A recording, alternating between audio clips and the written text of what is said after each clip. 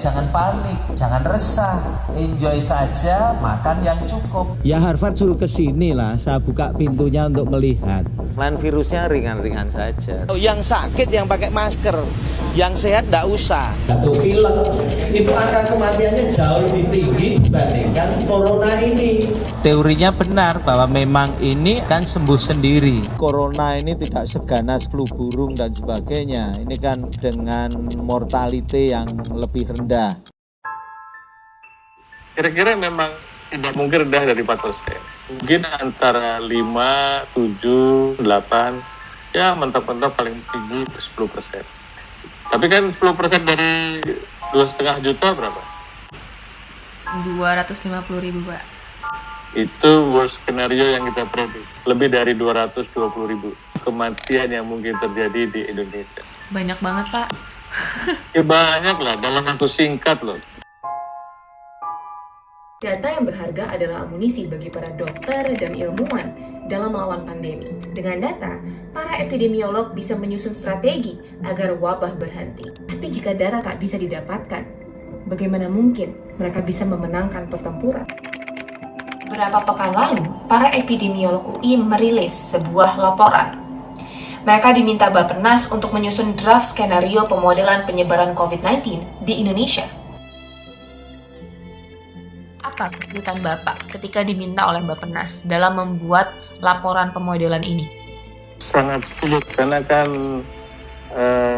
surveillance tidak mudah diakses. Karena kita diminta oleh Bappenas untuk mencoba memperkirakan, kita juga minta bantuan teman-teman di Bappenas, tolong carikan akses data apapun yang kita manfaatkan. Jadi kalau kita hanya mengestimasi berdasarkan laporan yang dilaporkan oleh juru bicara, ya kan, itu terlambat. Itu data 5 hari yang lalu sudah di-swab, sudah ada gejala, baru kemudian diumumkan 5 hari ini misalnya. Mungkin sebagian orang yang diumumkan hari ini sudah meninggal. Mungkin yang sudah banyak yang meninggal juga nggak sempat dites. Nah itulah program underreporting dan underestimasi kalau kita hanya mengandalkan data yang dilaporkan oleh secara resmi oleh juru bicara dari Kemenkes atau BNPB ini. Ya Pak, salah satu hal menarik dari laporan teman-teman di UI adalah adanya temuan bahwa COVID-19 sudah masuk ke Indonesia sejak awal Februari. Kita harus mengetahui kapan sebenarnya virus itu masuk ke Indonesia. Banyak orang melakukan pemodelan dengan memilih waktu ketika terjadi 2 orang atau 3 orang pertama terdeteksi yang dilaporkan oleh Presiden. Ya. Menurut saya tidak benar itu. Sebenarnya kita bisa melihat data-data dari berapa banyak atau kapan sebenarnya orang mulai terdeteksi dengan gejala COVID. Walaupun pada saat itu hasil tesnya masih negatif. Karena menurut informasi pada awal-awal bulan Januari, Februari, itu laboratorium kita untuk mendeteksi COVID masih belum bisa diandalkan. Sehingga banyak false negatif. Tetapi orang dengan gejala-gejala COVID sudah terdeteksi di DKI misalnya, itu mulai awal Februari sudah terdeteksi, sudah terjadi peningkatan.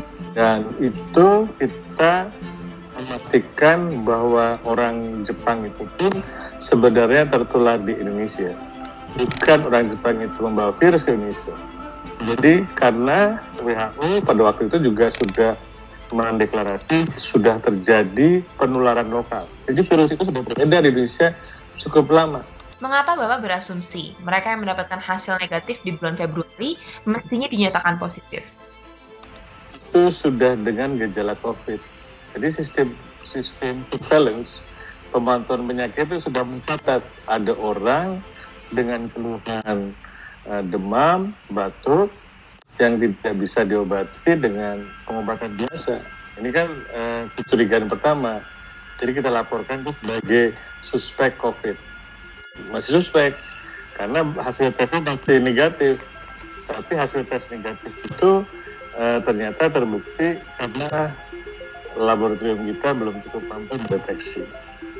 Pada waktu bulan Februari sudah banyak laporan kasus ditemukan di Hong Kong, di Australia yang berasal dari Indonesia.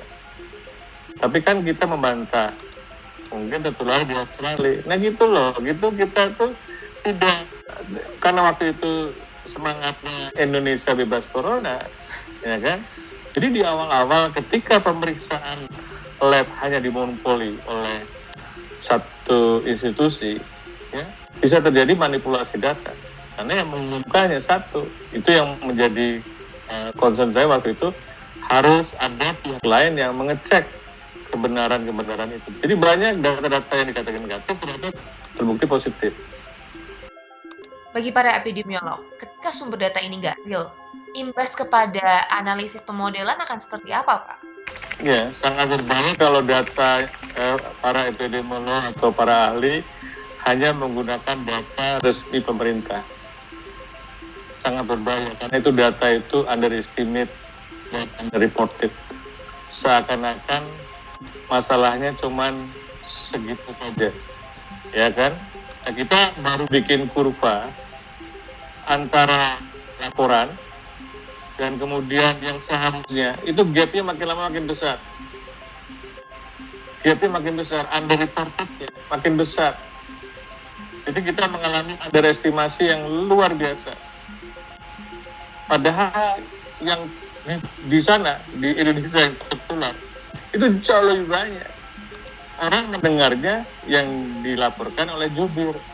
Sekian kasus, 2.000, yang meninggal sekian. Ya kan?